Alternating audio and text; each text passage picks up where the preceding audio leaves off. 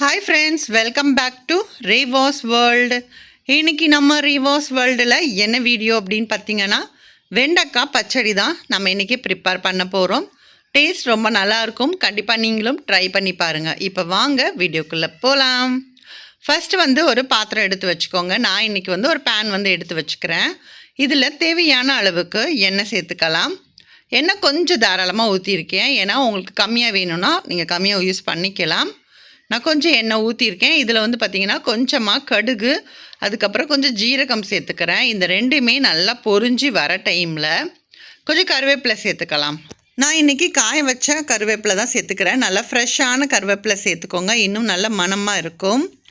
So இது எல்லாமே நம்மளுக்கு பொரிஞ்சு வரும்போது நல்லா ஒரு 2 வெங்காயத்தை நல்லா பொடிசாக சாப் பண்ணிவிட்டு சேர்த்துக்கோங்க. ரொம்ப பெருசாக இல்லாமல் கொஞ்சம் நல்லா பொடிசாக இருந்துச்சு அப்படின்னா உங்களுக்கு வதக்கிறதுக்குமே நல்லாயிருக்கும்.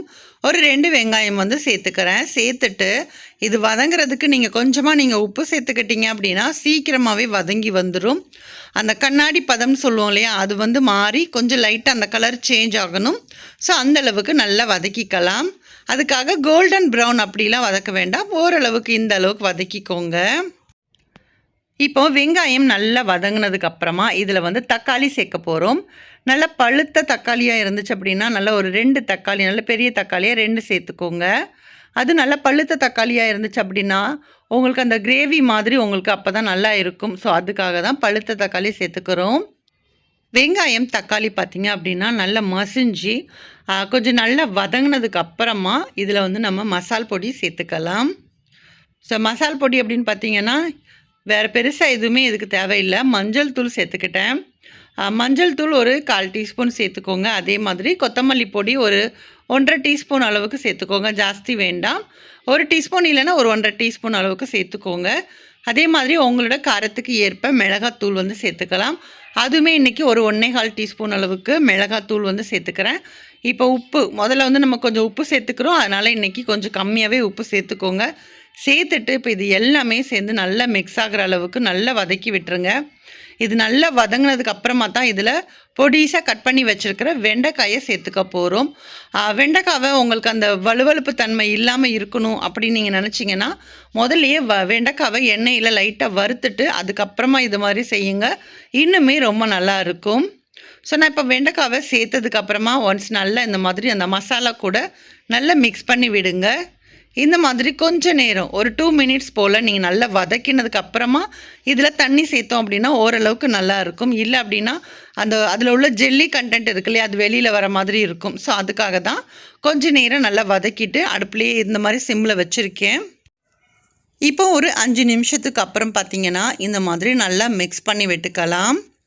இப்போ அடியில் அந்த மசாலா இந்த வெண்டைக்காய் எல்லாமே பார்த்திங்க அப்படின்னா லைட்டாக பிடிக்கிற மாதிரி வந்துச்சு.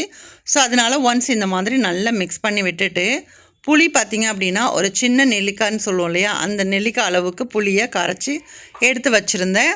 அதை நம்ம இதில் ஆட் பண்ணிக்கலாம். அதே மாதிரி பச்சடிக்கு உங்களுக்கு தண்ணி எவ்வளோ தேவையோ அந்த அளவுக்கு தண்ணியுமே நம்ம ஆட் பண்ணிக்கலாம். ஆட் பண்ணிவிட்டு இதை நல்லா மூடி போட்டுட்டு நல்லா வேக விடணும். ஏன்னா நம்ம போட்ட வெண்டைக்காய், அதுக்கப்புறம் அந்த வெங்காயம் தக்காளி அந்த மசாலா இது எல்லாமே சேர்ந்து உங்களுக்கு நல்ல ஒரு கிரேவி மாதிரி வரும்.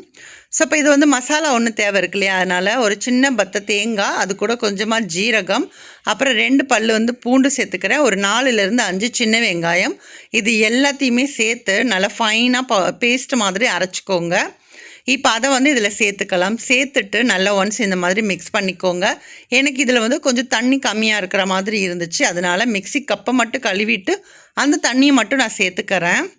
சேர்த்துட்டு இதை நல்லா மிக்ஸ் பண்ணிவிட்டு மறுபடியும் ஒரு மூடி போட்டுட்டு ஒரு 5 நிமிஷம் போல் நல்லா சிம் பண்ணி வச்சு இறக்கிட்டிங்க அப்படின்னா சூப்பரான டேஸ்டான வெண்டைக்காய் பச்சடி ரெடி.